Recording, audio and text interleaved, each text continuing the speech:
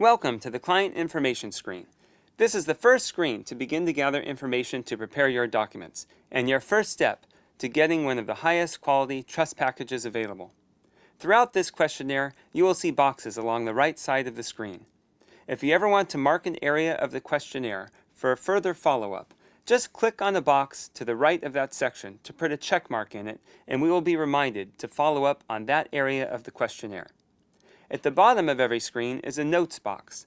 Anytime you have questions or comments on anything, just make a note of it in the notes box you will find at the bottom of every screen throughout your questionnaire.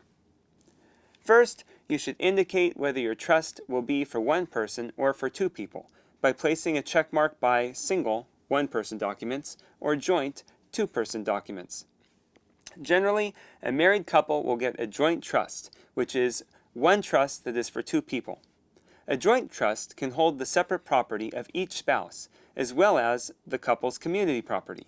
Generally speaking, separate property is property that a spouse acquired prior to getting married, but note that the spouse needs to take care to keep it separate.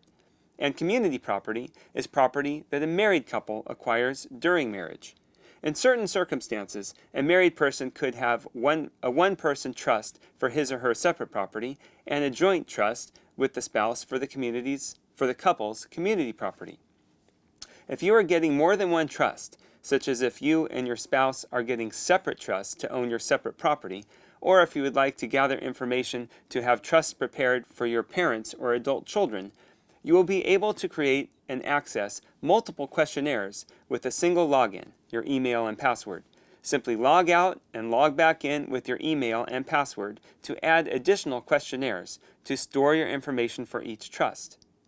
If you think you may be getting more than one trust for you and your spouse, I recommend discussing this with one of our attorneys or paralegals. We can help you identify what you need to meet your goals for your estate plan. After you indicate whether the trust will be for one or two people, please enter your first name, your middle initial or middle name, and your last name, as you would like them to appear in your documents. For your convenience, the entries are not case sensitive, so you don't have to worry about whether to type in capital letters or small letters. The trust questionnaire does not ask for your Social Security number. At the time of signing, you can write your Social Security number on your certification of trust to indicate the tax ID number that will be used for your trust. Your Social Security number will be shown on your certification of trust. The certification of trust is what a financial institution, such as a bank, needs in order to open an account in the name of your trust.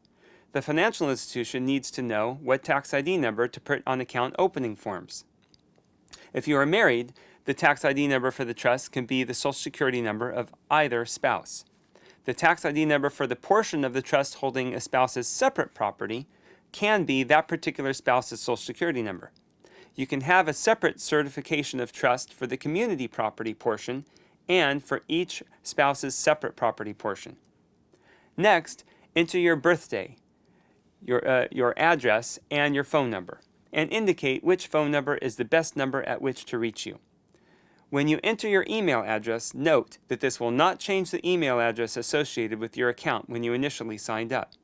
If you would like to change the email address associated with your account, you may change this, along with other account information, in the Account Settings screen you will find at the upper left of each screen.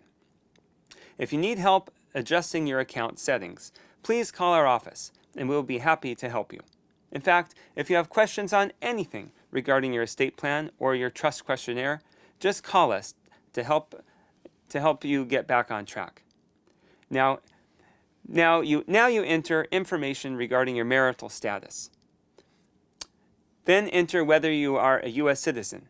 Non-citizens will have particular estate planning issues that should be discussed with an attorney.